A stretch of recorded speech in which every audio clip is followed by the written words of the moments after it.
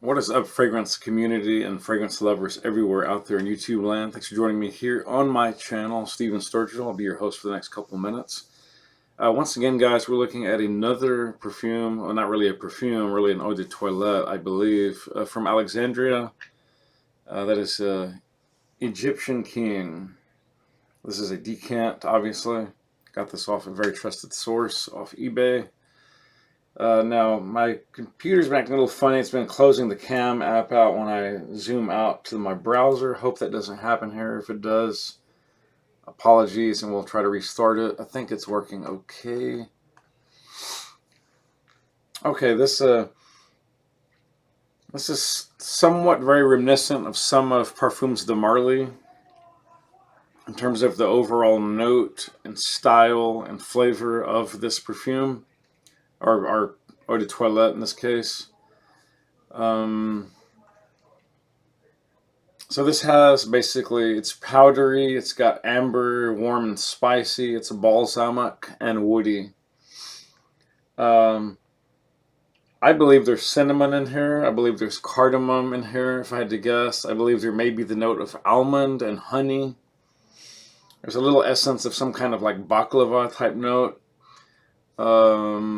There may or may not be, what's the other spice I'm thinking of? Similar to ginger. Something like allspice. Yes, yes. I think there may be nutmeg or allspice in here. There's rose, but I find that it's a little bit more synthetic rather than natural. I'm not saying it smells bad, but I had the same issue with the opening of Royal Creed's Royal Oud. It's almost a slightly urine type rose-based smell that I get in both of these openings. And I think it's pretty common, definitely with synthetic rose, maybe with even organic rose, I don't know, but for sure with synthetic. But as the scent develops, that tends to die down, at least to some degree. And okay, so there's like this warm, fuzzy, spicy, gourmandy, almost like marzipan. It's soothing, it's comforting. It smells gourmand. Perfect scent for the fall or for the winter. It's an intriguing scent. I do think it's unisex. Some people think it's really masculine. I think it's pretty much right in the middle, frankly, but whatever. Maybe it leans slightly masculine, but two issues I have with it though are that it doesn't have anywhere near the power, the effusive quality, the effusion of Parfums de Marly in general, or something like La Yuquam. It's painfully clear that this is not an actual perfume concentrate, and that it is in fact an EDT, maybe even EDC, and they definitely don't have either the amounts of oils that I would prefer, nor do they have the amount of fixatives that I would prefer, which really serve to lengthen the longevity of a perfume, fragrance, or a cologne or eau de toilette. But again, it costs about 4 to 5 times cheaper than the scents that these were inspired by.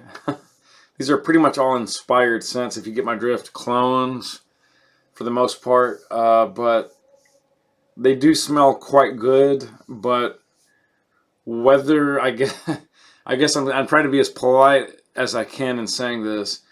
Whether you want to be that guy that buys, a scent that is 4 to 5 times cheaper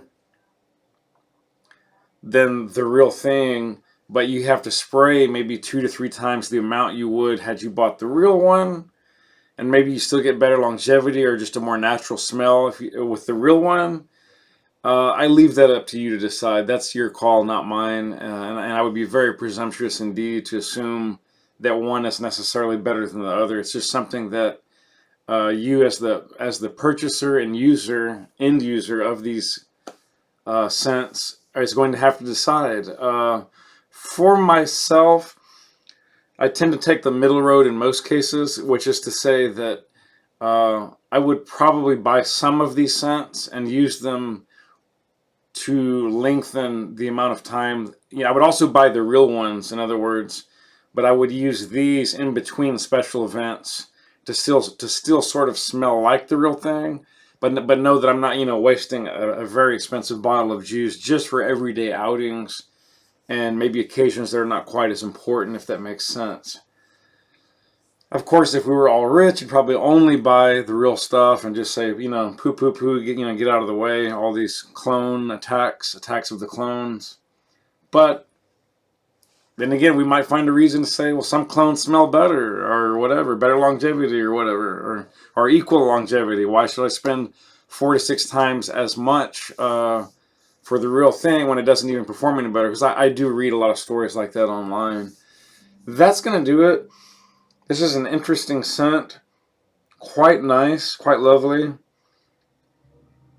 But I don't necessarily know that it's everything I'm looking for in a frag, and I don't necessarily know that it's going to be a signature scent for myself, but I wouldn't begrudge someone if this was their signature scent. I think it'd be quite nice indeed. This is more of a first impressions vid. I have not worn this for a day or in change, so I don't really know.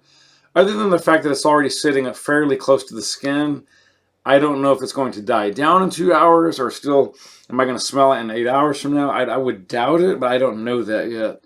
So the jury is still in recess on those notes. But other than that, again, very nice scent. Maybe could have been a bit stronger, a little bit more effusive. And I am somewhat concerned about perceived potential longevity. And just the fact that, yeah, it smells very nice indeed, but there is a little bit of tobacco and incense in here. I don't really get oud, so I don't think that's here. So, yeah, there's maybe a little bit of ginger buried way, way down in the base. Quite interesting. I do get a little bit of the rose again, but not that much. And it's a little bit smoky, a little bit powdery, but it's not as powdery as the online some of the bloggers at Fragrantica were stating. I didn't get a whole lot of powderiness, other than perhaps at the very, very beginning of the opening. But the more I think about this really is quite lovely. I might actually pull the trigger and buy a bottle of the stuff and see if greater amount of sprays would produce the type of sillage and coverage that I'm looking for. I really, really am the type of guy that I like quite a good healthy cloud. But of course, I'm not going to go right into a cubicle when that's immediate. I'm going to let that die down. I'm just saying I do want a fairly positive projection, fairly strong, action, if you will, on the scent. But other than that, quite interesting. And I really, really like this a lot better than the one I reviewed a couple of days ago, I believe. Or was it yesterday? I forget. The one that had the cannabis note. And nothing wrong with that. I'm just saying I didn't come away loving that scent too much. And I'm starting to wonder, for those reasons, I may not like Black Afghano, that it's modeled on or after or inspired by, however you want to say that. Just for the fact that I didn't find it that lovely. It wasn't all that interesting. It wasn't even all that strong, but that note of cannabis just kind of overpowered the frag, and not really what I'm looking to smell, what I'm really looking to smell like, to be quite frank. Anyways, that's going to do it, guys. If you like, please subscribe and hit the bell for future updates, and we'll catch you on the next episode. Love you guys. Could not do it without you, and I will see you next time. Spray often, spray well, and live life on your terms and not someone else's. Peace.